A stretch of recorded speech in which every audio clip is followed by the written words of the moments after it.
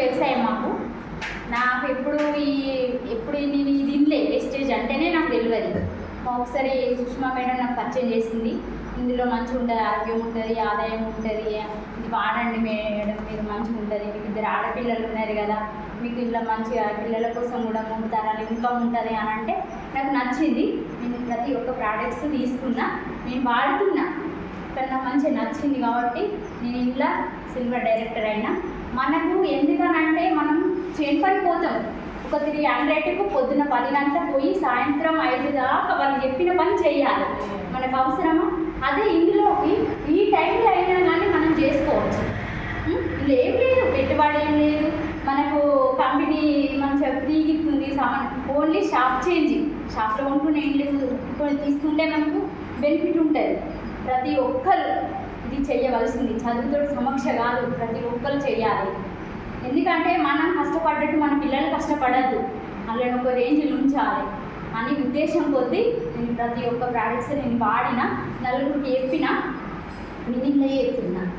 ఎందుకనంటే మనం చెయ్యాలి. ఒక ఏడికి వేయినా కానీ ఏం చేస్తున్నారు మేడం అని అంటే నేను వెస్టేజ్ చెప్తున్నా అంటే, వెస్టేజ్ అంటే ఏంటిది వాళ్ళకి తెలియక. ఎందుకంటే మనం చెప్తేనే వాళ్ళకు కొంతమంది ఎందుకంటే ముందుకు రాని వాళ్ళు, ఏకంత రేట్ అట మేము చేద్దామా, 10 రూపాయల సబ్బు తెచ్చుకొని ఏదో చిన్నగా యూజ్ చేసుకుంటాం అంత రేట్ మేము అని అంటారు. కానీ వినకపోని వాళ్ళు తర్వాత వాళ్ళే వస్తారు. వాళ్ళు ఇంటలేరని మనం అక్కడ ఎందుకు ఆగిపోవద్దు. మనం ఇది ఒక బిజినెస్, మనం ఒక బిజినెస్ చేస్తున్నాం. ఎందుకంటే తర్వాత వాళ్ళకే వెళ్తుంది.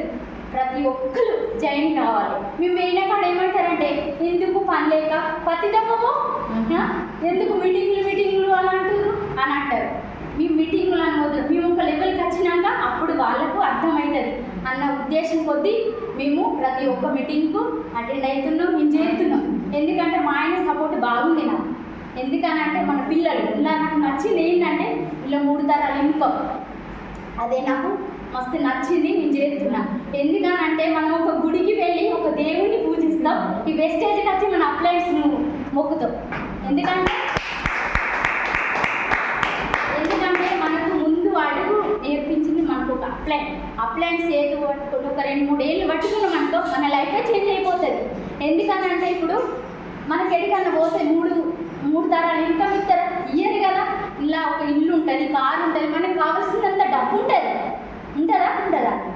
మనం చేస్తే మనం ఇంట్లో కష్టపడాలి, కష్టపడితేనే మనకు అన్నీ ఉంటాయి. ఇలా ఇప్పుడు ఏమన్నా బిల్డింగ్ కనబడితే నాకు అట్లనే అనిపిస్తుంది, ఇంత బిల్డింగ్ కడతానా అని ఆలోచన వచ్చేది అంత ముందుకు. ఇప్పుడు ఏంటంటే నేను వెస్టేజ్లో నాకు ఇవన్నీ అనిపిస్తుంది. ఖచ్చితంగా ఈ వెస్టేజ్లో నేను ఇలా పడతా, నేను ఇల్లు, కారు, కావలసినంత డబ్బు, నేను 3 తరాలు ఇన్కమ్, నా పిల్లల కోసం నేను కష్టపడా అన్న పట్టుదల కొద్ది ఎందుకంటే నేను 10 మందిలో నేను ఎక్కువ మాట్లాడాలి. ఎందుకంటే నాకు స్టడీ లేదు.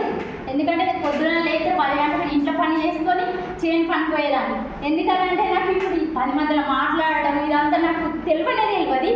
కానీ నాకు సుష్మా మేడం పరిచయం చేసింది. తన జీవితాంతం నాకు ఉన్నంతసేపు నేను సుష్మా మేడంకు మస్తు సాయం చేస్తా అన్న ఉద్దేశం కొద్దీ నేను ఇలా చేస్తున్నా. నా పిల్లలకు నేను నా లైఫ్ ఉండాలి అని చెప్తున్నా సార్. Thank you sir.